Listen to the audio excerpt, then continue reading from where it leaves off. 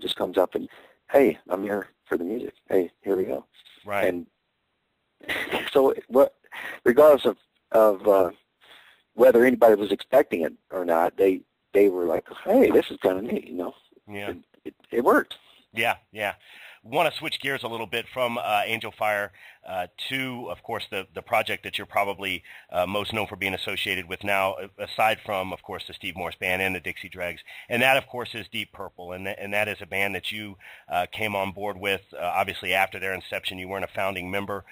But when I was doing research for this article, I was thinking, you know, I love the last Deep Purple albums that were put out a few years ago. Of course, you know, the live album as well.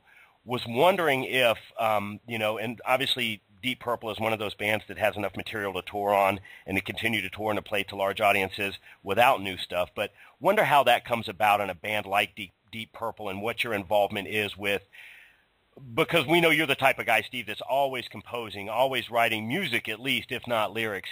Has there been talks with Deep Purple about new material, or is that something that's always kind of put on the back burner aside from tours and things? Well,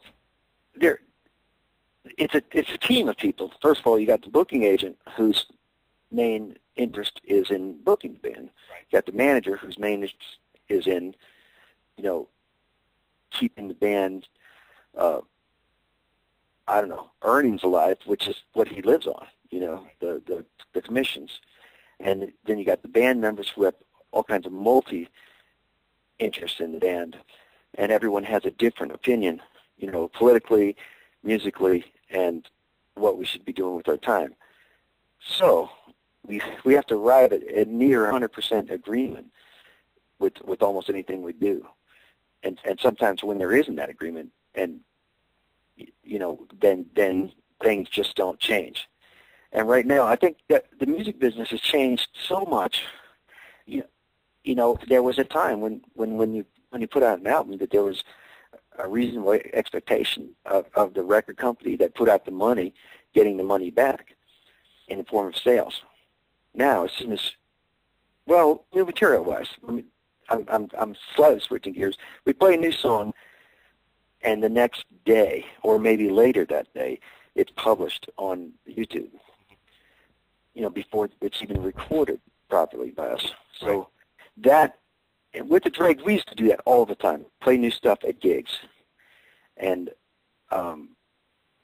try it out, you know, give it a little life, get some changes, and, you know, experiment with it.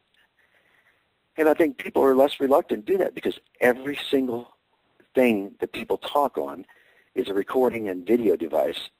And for some reason, people just want to, I don't know, take something that's meant for an audience and give it to the internet. Right. I don't understand it, but that's the way it is. So yeah. That's one thing. Then another thing is once you put out an album, all it takes is one person to buy it and put it on the internet in certain, you know, the network's so fast that there's no way to pay for all the expenses and time involved unless you're, you know, in a market that isn't so